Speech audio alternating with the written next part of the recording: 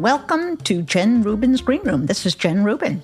One of the questions I get a lot from readers or from viewers at MSNBC is, why does the press behave as it does? Why do they seem to give Republicans a break? Why do they seem to default to, well, on one hand this and on the other hand that?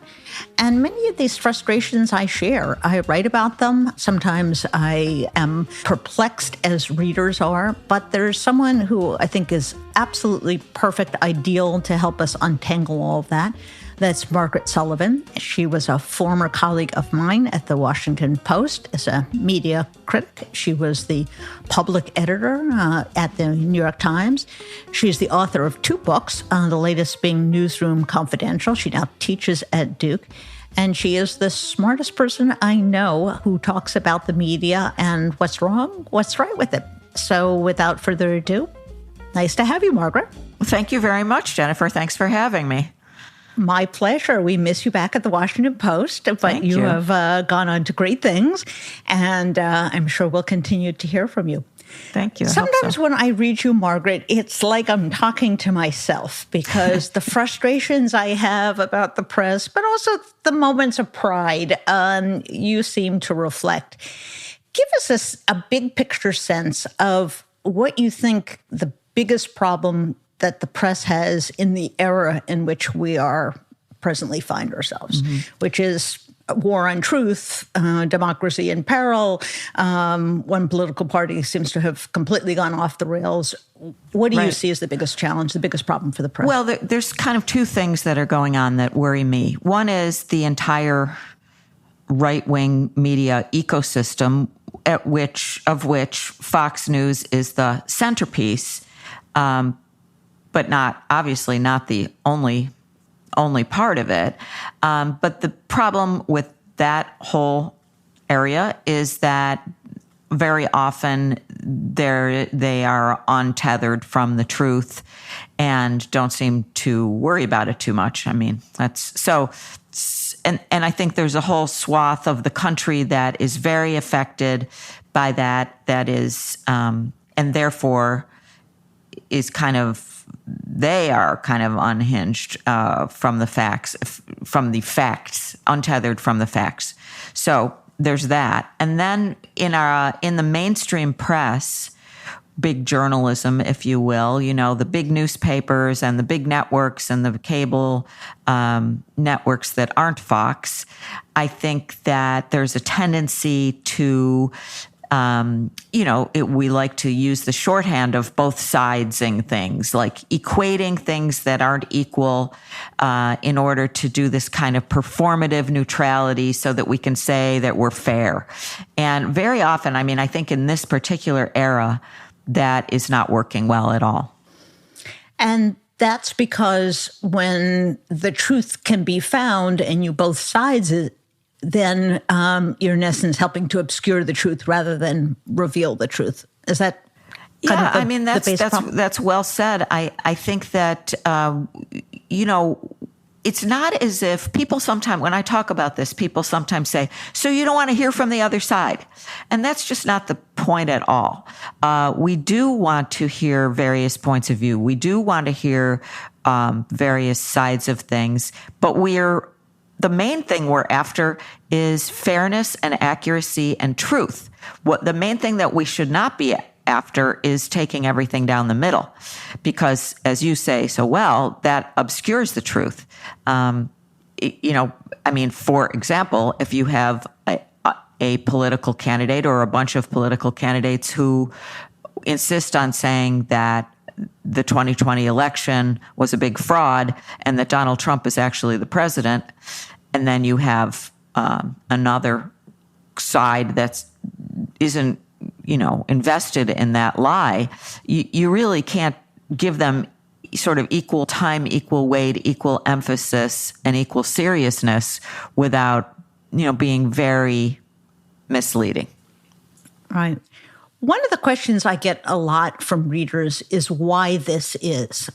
Is it because the mainstream press is so nervous about being labeled as suffering from liberal bias? Is it because this is just the way they were trained and it's very hard to break out of old patterns? Is it because their editors are making them do this? What do you think the origin of this problem is? You know, all of those things are true to varying extents. I think that conservative, if we want to say conservative, certainly right-wing politicians and media to some extent have become very skilled at saying that, saying somewhat convincingly that the press is so liberal. And because we in the mainstream press don't want to be depicted as liberal, the response is a defensive one. And often it means kind of, okay, well, let's edge over to the right or look for some sort of center. But it's never enough, of course, because really it's not about fairness. It's about trying to change the way media works. And it's actually worked quite well. But there's also sort of a history of doing things in this down the middle way that made more sense when both parties were a little more sensible and a little more equal to each other. It's a lot of things, but I do think there is a true fear or resistance to being labeled liberal. And I don't think, I think it's actually quite false to put that label on the press. One of the things that I notice and readers notice is how easily the press adopts the framing or the phraseology of the right.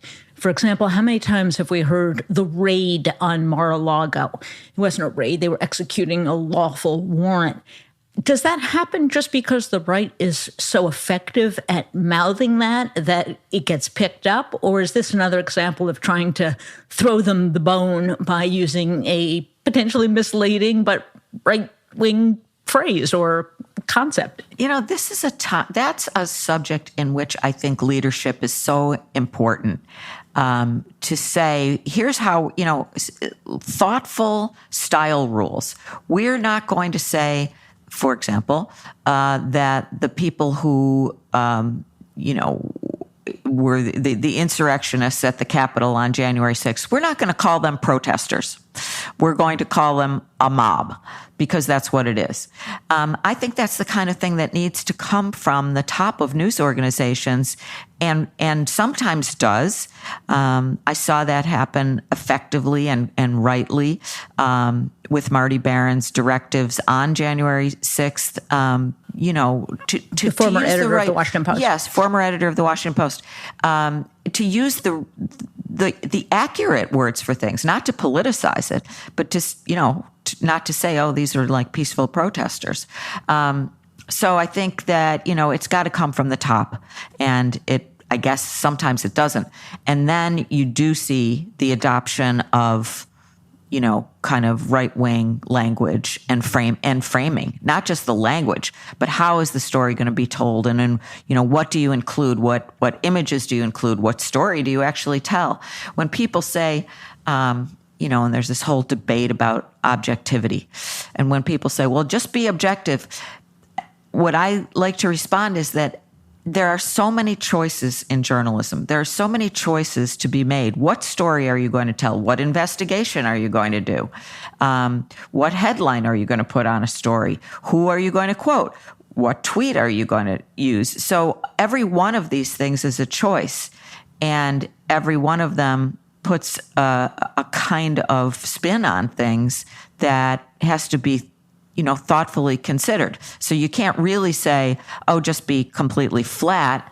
I mean, no one would want to read that because it would be so incredibly without any flavor and without really telling the story. So you have to think about framing and language very carefully. I also get the sense, particularly when Donald Trump was president, that reporters were hesitant to frankly say what they observed, what was right in front of their face, that Trump was if you sat through those press conferences or you attended these speeches, he was entirely incoherent. He, was, I don't know what the right word for it was. He was crazy sounding. He was raving. He was unhinged. And yet, none of those descriptive words were used in the reporting itself. He accused the Democrats of X, Y, and Z. And there was this effort to normalize him. Where do you think that came from? I mean, that's another, I think, effort. First of all, it's historic. It kind of goes back to a time in which when the president spoke, you treated what he had to say with a lot of respect, and you could point out an error, but you weren't really confronted with this constant stream of lies and the constant stream of, crazy sounding, as you put it, talk. This was a kind of a whole new thing. And I don't think the journalists knew really how to handle it. But you're right. This sort of, the language, I think, is very flattening. It kind of makes everything seem okay. And it's hard it's hard to write a news story that frankly says, wow, he really sounded like a lunatic up there. Those are not the words of traditional journalism. So we sort of strain to talk about it, and we use expressions like baseless claims. Yes. One of the other bugaboos that I have is that, and this is true, I think, regardless of who is in the White House, there is a bias in media towards negativity because no one wants to read a headline that says, the economy is pretty good, all things considered. And so it is the constant drumbeat of not only gloom and doom, but panic, which to some degree, I think does color the general population. Most voters think we're in a recession, and we're not remotely in a recession. And if you look at the objective factors, things are going pretty well, all things considered. Is the negativity just a function of how you sell newspapers and how you get eyeballs? Is there a inclination perhaps to be excessively negative when there's a Democratic president, so it looks, again, like fairness? Where do you think that comes from? Well, I think journalists love conflict for one thing. So if things are, peaceful and running well and running like a top, that there's no story there. So there's that. And that's, kind of understandable. It's kind of, it's just not as exciting. It doesn't get as much attention. So that's a big part of it. And also I think, I thought at the beginning of the Biden administration that the press might end up being particularly tough on Biden because for a lot of, not the top people at news organizations, I'm not talking about publishers or owners or corporate shareholders, but, kind of like reporters, maybe editors, they probably at some level were kind of relieved to see that there was some sanity and sense happening in the White House and that, the country wasn't about to tip over into the ocean anytime real soon. So there was a kind of maybe some sort of relief, sympathy, a reflection perhaps of shared values, which is not the same thing as shared politics, because I really, when people say, you journalists, you're just spouting DNC talking points. I mean, that actually is not what's happening. But I do think that there can be some kind of, I would say journalists, reporters, believe in human rights. They believe in equality under the law. They think the rule of law is a good thing. So when there's someone in office who sort of seems to think that way too, then it's like, but I don't want to look like I'm on the team, nor should journalists be on the team. So there's kind of this resistance about how can I bend over backwards to make it super clear that I don't even like this guy. And I'm certainly not on his team.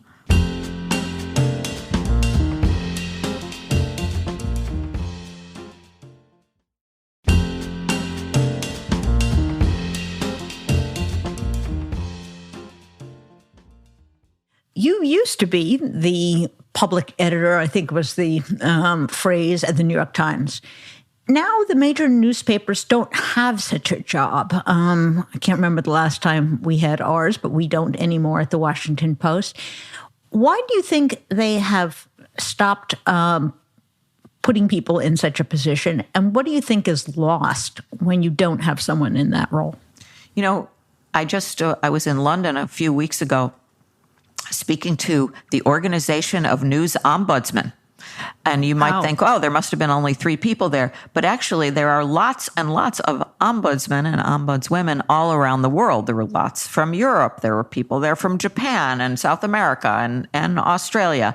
But you are quite correct that the New York Times, the Washington Post, other big newspapers and other big news organizations, to the extent they did have an ombudsman or public editor, don't really anymore. NPR, I believe, still does. PBS still does. But, those are public media. Why? Well, there's the given reason and then there's the real reason. And I think the given reason goes something like this. Well, there's a lot of press critics out there, amateur and professional, and we don't need one in-house. We don't need to put somebody on our payroll who's going to criticize us and embarrass us. And in fact, money's tight, so if you have a salary, you ought to give it to a reporter, not to a snarky, in-house critic. And by the way, Twitter and social media will take care of the criticism. There's so much criticism out there. Twitter will be the public editor. Okay, well, none of that is true. And the business about social media being the public editor is absurd because the role of the public editor, as I know well, because I did the job for almost 4 years, is to hear the criticism from readers or the audience and to think about it and to take it to the decision makers and say, why did you do this? And this is bad. Why did you do it? Please explain. And then they explain, and you're able to feed that back in a sensible way through a column, let's say, to the readers. Here's the complaint. Here's what the top editor of the New York Times has to say about that. And here's what I think. You have a experienced, a veteran journalist. In my case, I'd been the executive editor of a paper. So I had a certain amount of, I suppose, street cred. And, you didn't have to agree with my take on things, but it was a reasonably sensible one. So that, you don't get that on Twitter. You don't get the synthesis. You don't get the accountability. You don't get the answers from the top. You don't get any of that. And I have to say, reporters, in my experience, have gotten more and more defensive because of social media, because they are harangued, harassed. There is so much nonsense coming through that they sometimes miss the very valid complaint, the very valid point of view. Someone pointing out that you didn't get a certain point of view, or that there is another way of looking at facts. So it seems that now would be a good time, frankly, to have such a person because, listen, we all go into the shell. No one likes to be criticized. Well, the other thing is that trust in the mainstream news media is very low. I mean, it's rock bottom among Republicans. It's low in general. And I do think that having an internal critic like that, or even if you think of it differently as a reader representative, would help to engender and restore trust. I know that it's a useful role because I played it, but I don't see it coming back because I think that they were basically really relieved to have a moment where it was a time of, staff cutbacks, and it was a time when social media was coming up, and it felt kind of okay to ditch those roles. And it is very hard for me to imagine them saying, you know what, we made a mistake. Come on. I mean, when do we hear that? We blew it. We made a mistake, and we really need to bring those roles back. I can't imagine it happening, but I do think it would be a good thing. I mean, I will say one other thing, which is that when you put someone in that role, you are investing them with a lot of responsibility, and you're trusting them to be sensible and to be fair because it's powerful. I mean, you can't actually make anything change, but you can bring censure and embarrassment and so on to the news organization. And you have to be really, really careful with that. I mean, I always, I think reflexively kind of put myself in, I had been a reporter, I had been an editor, I'd been a managing editor, a section editor. I could put myself in the place of those people and say, what would it feel like to have an internal critic bringing up my foibles and my, errors and then writing about it publicly in my own publication? Not pretty. Well, not pretty. And, like all organizations, news organizations don't like to admit error, particularly systemic error. Papers really did not go back to the 2016 election and say, all those thousands and thousands of stories on Hillary's emails maybe was a little bit of overkill or really unhelpful to the readers, or even worse, the run-up to the Iraq War. I have a chapter in my book, Newsroom Confidential, that's called, in quotes, "But Her Emails." And it really is all about how the New York Times overplayed that story. And I think, it's very hard to know. There were so many factors in 2016 about what was going on and, including Jim Comey's role and all of that. But when just a few days before the election, the Times devoted the whole top of its front page to multiple stories, photographs, analyses of the reopening of this investigation, it didn't help Hillary Clinton, that's for sure. Right. And it didn't really help the reader. After all, the point is to help educate the voter about what are the most important issues, what are the strengths and weaknesses. It was overkill, and you are correct that if there has been a self-examination, and maybe there was, I asked that question. After I got to the Post, I actually did ask top editors at the Times, did you ever, go back and think about that? And they didn't want to tell me that, those are, we don't say these things publicly, but there never was a public-facing admission about that. In fact, quite the contrary. Right. Top editors said, well, I think we handled it pretty well. Well, they really didn't handle it pretty well. Right.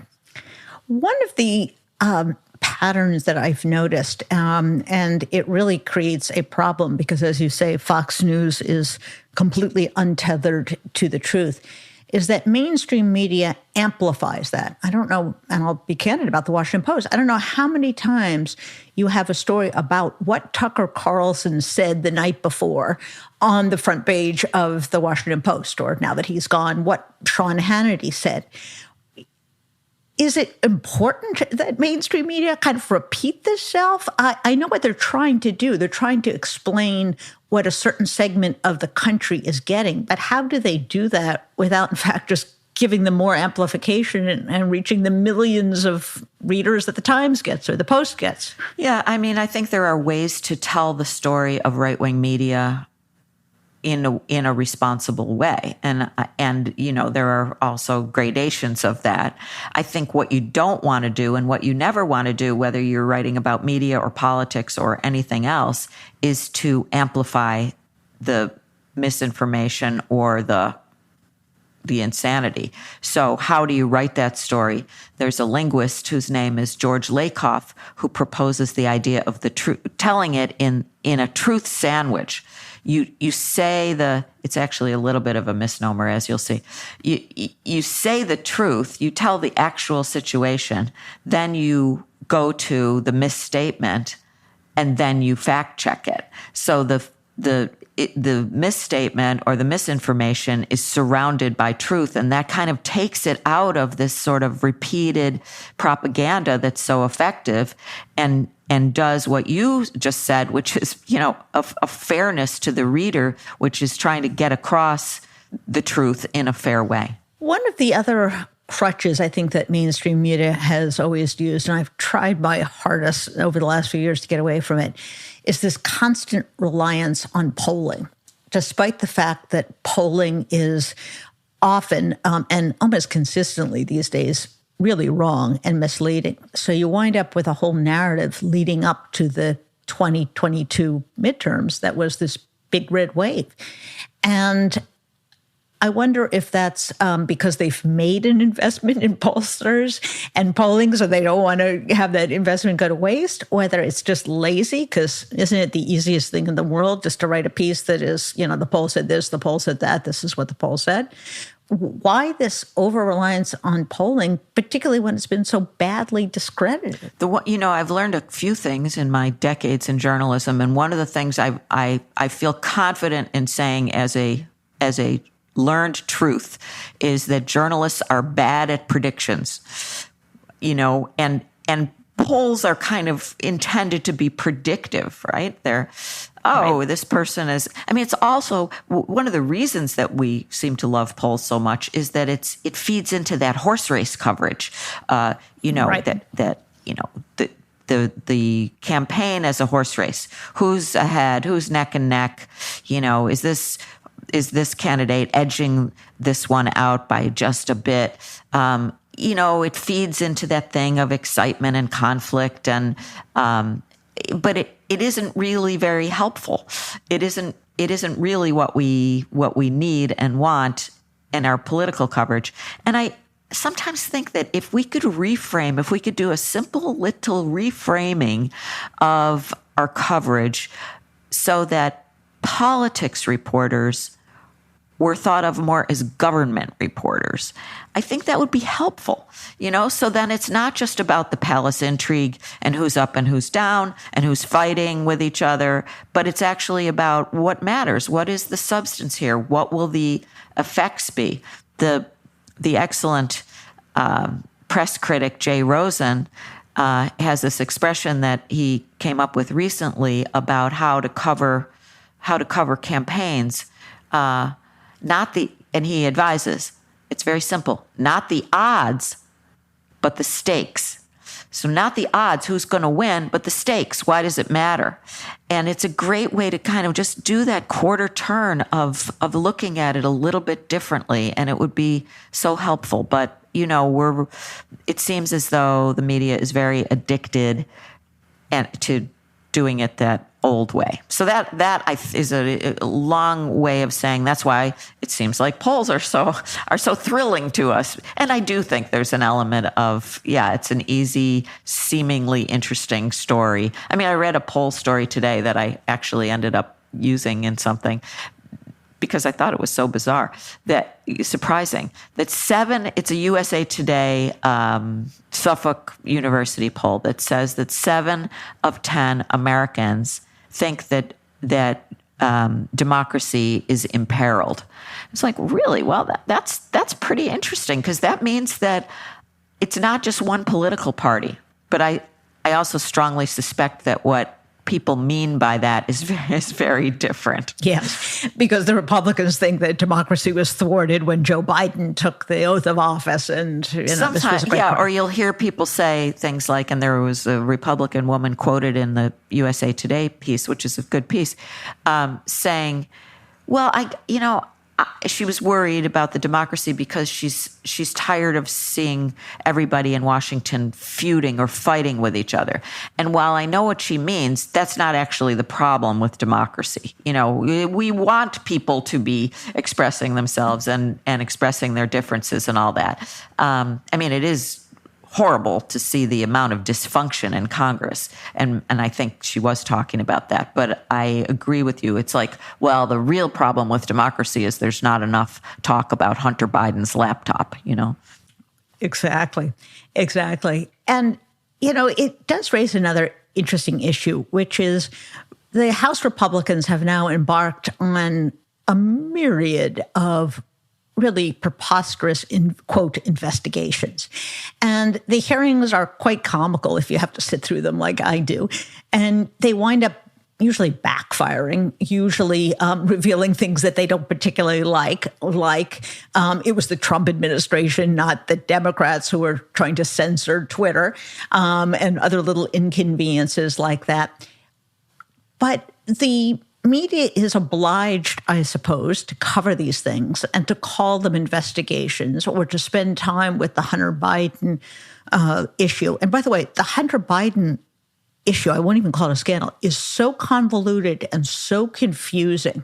There is a wonderful former FBI agent lawyer who actually kind of explained exactly what this is. And about halfway through, your eyes glaze over. And she says, don't worry about this. You don't really have to understand this. This is what they think the scandal is about. So how do they, again, how should they cover these sorts of things when they're preposterous? And why then do they, in essence, work by having a whole bunch of Hunter Biden stories on the front page of the Washington Post, New York Times, and Wall Street Journal? I mean, I think you have to bring a lot of context to it. You know, you can cover things. There are ways and ways of covering things. And we've learned that many times. I mean, just think about the infamous, fairly recent CNN town hall with Donald Trump. Now, okay, no one wants to say that someone who's the leading candidate for the GOP nomination for president shouldn't be covered or shouldn't get to say things. Fine, let them say things.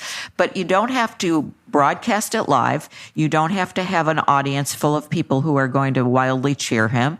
You don't have to write stories that put in their headlines, the outrageous, sort of misstatements. So, I think there are all kinds of ways to cover these kinds of investigations and to do it with a lot of context and to do it with some sort of restraint, I think. Interesting.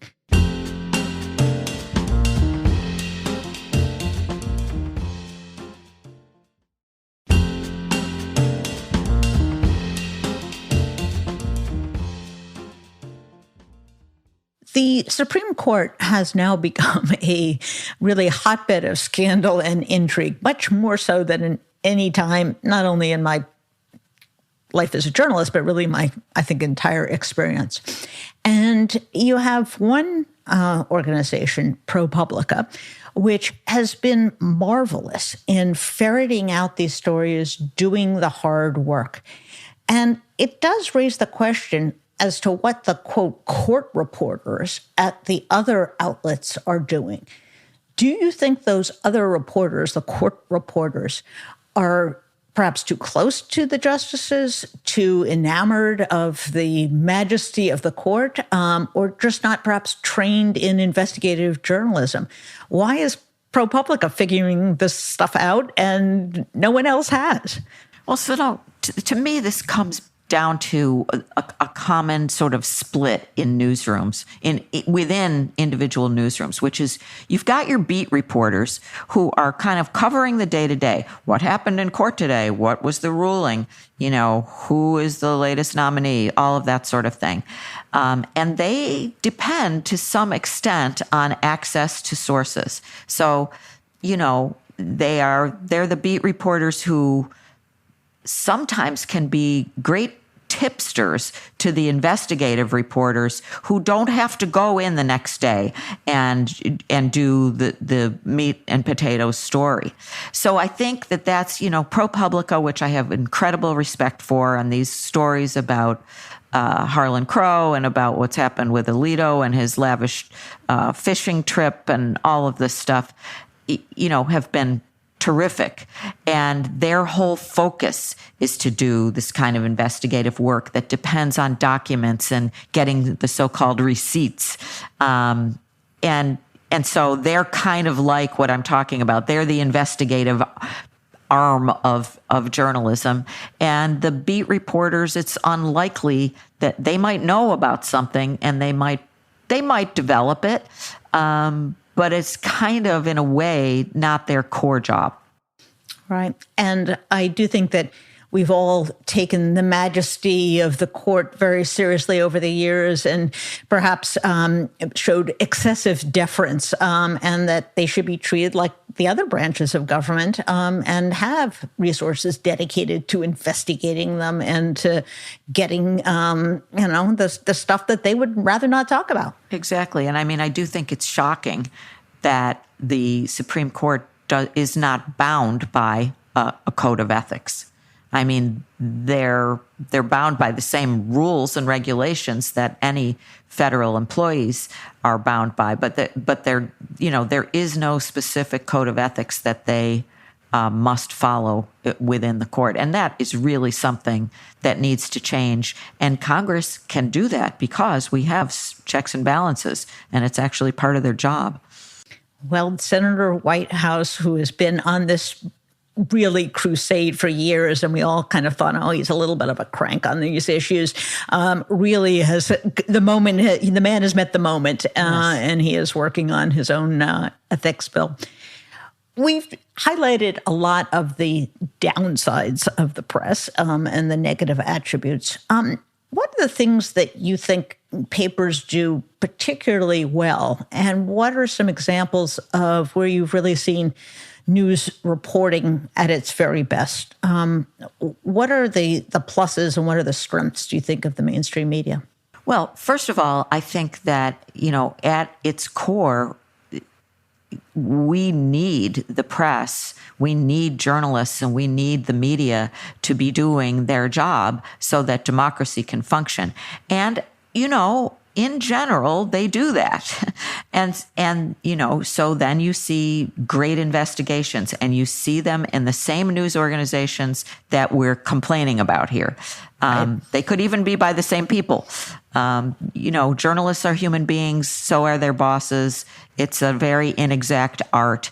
The thing that I think I'm so heartened by and impressed by is that even though local journalism and local newspapers are so diminished, and it's been a tragedy, you still see great local journalism coming out of these places. And I honestly am amazed by it because in general, a local newsroom, let's just say the Cleveland Plain Dealer, was 300, 400 people in the newsroom. Well, those newsrooms, those regional newsrooms are all like 50 people now. You can't do the same job, but somehow it's the people there, it's the institutional knowledge, it's the journalistic drive to get the story out, so that when it comes time for the Pulitzers to be handed out, you'll often still see local newspapers so diminished and so withered, still doing some of the best work. So I have to hand it to those local journalists who are not on MSNBC and CNN, and they don't have a book contract, and they're just doing the job and often doing it very, very well. And from whence you speak, since yes. you were at the Buffalo News. That's right. And you looked at the coverage of that horrible incident, the shooting incident, and it was excellent coverage. Yes, it was. It was very, very illuminating. When you look at the sort of scape of newspapers these days, you mentioned that local newspapers are down, and that the press has such a poor approval rating. By the way, so do most institutions That's in right. the United States right now. What do we need to do to create a more robust media, but also more robust news consumers? After all, they sort of get what they want. And if they are looking for gossip or they're looking for superficial horse race, there's lots of people that are willing to give it to them. How do you break this cycle and create better news and better news consumers? Well, a couple things I think we can do. I'd like to see news organizations tell their own story better, to be more transparent with the public. I mean, call it radical transparency if you want to, about how we do our work. And this can be right in the course of an individual story. Here's the methodology. These are the people we interviewed. I think people should know that, and I think that would help. I also, to your point about the supply side, the supply and the demand side, I would like to see news literacy or media literacy taught in schools, and not just in schools, because the truth is that it's needed, not just, actually, I think young people are more savvy about where this stuff is coming from, and it's older people who are often sharing misinformation in social media. So I'd like to see some, there's a lot of this going on, and it should be supported, it should be taught. and it should be, spread out far and wide as much as we can.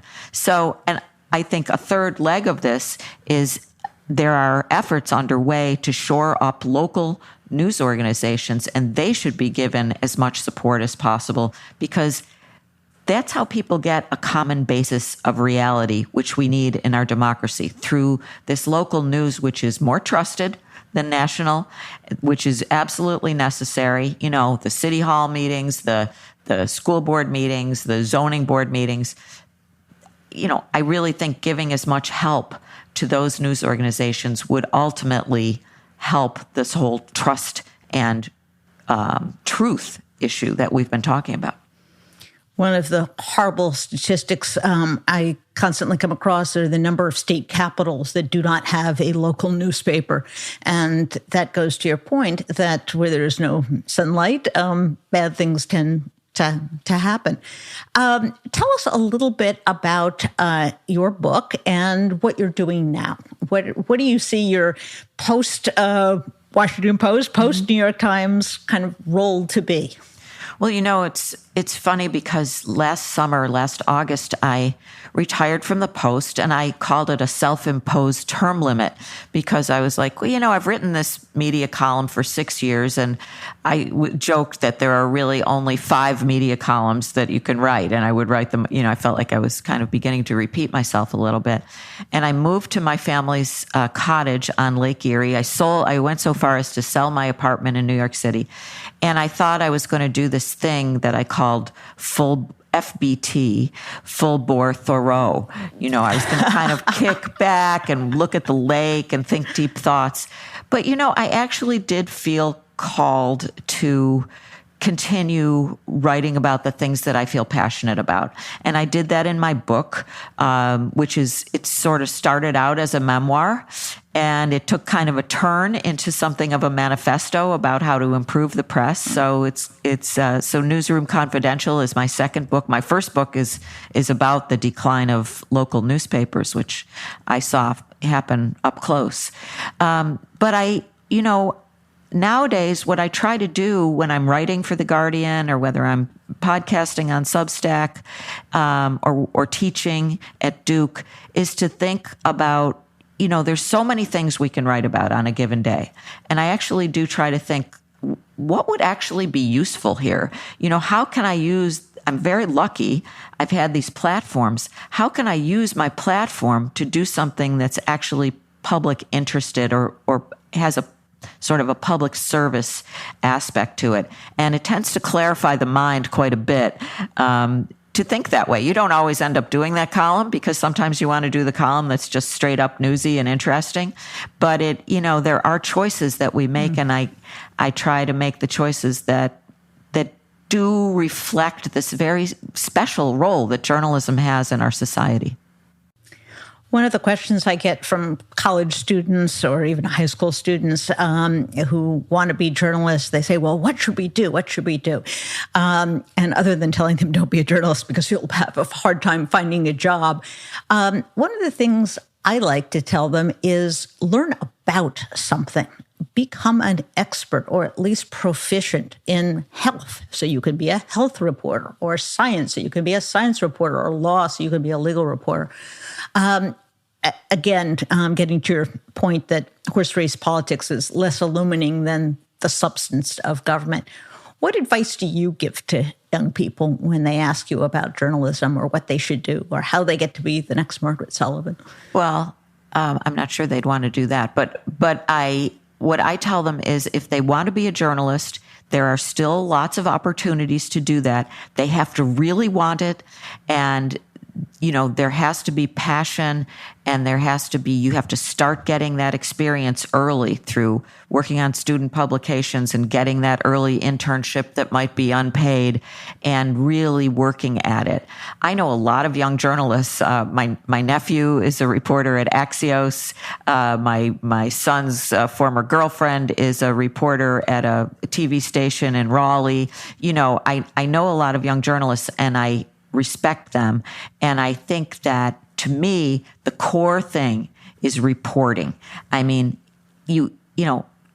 try to get out of that role of I'm the social media manager or I'm a, producer or something, and get some experience, hard experience as a reporter, because that's the core of our business. And that's what you really, really need to know. And it's what's going to serve you the best. So it might not be, I would rather see a resume from somebody who's been a reporter at a lesser place than some other role that's not reporting at a greater place.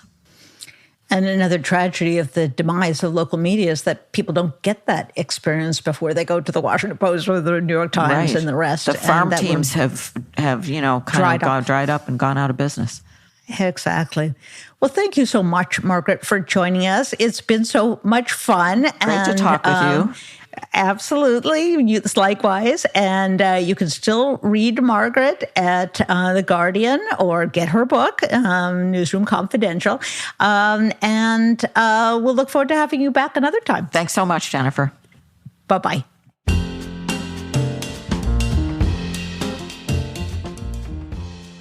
And that was Margaret Sullivan. I told you she was great, and her book is wonderful as well. And I think the message that I take away from all of that is the press is so important, and we can do better. We really can.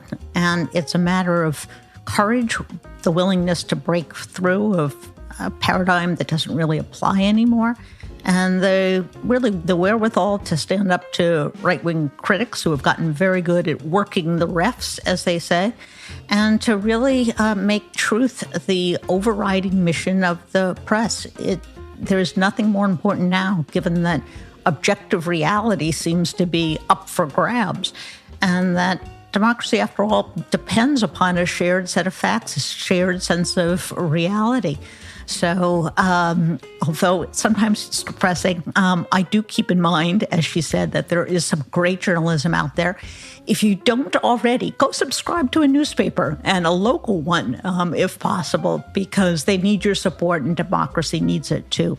And of course, tell your friends about this podcast, and make sure you follow us on Apple Podcasts, Spotify, or wherever you get your podcasts. We'll see you next week. Bye-bye.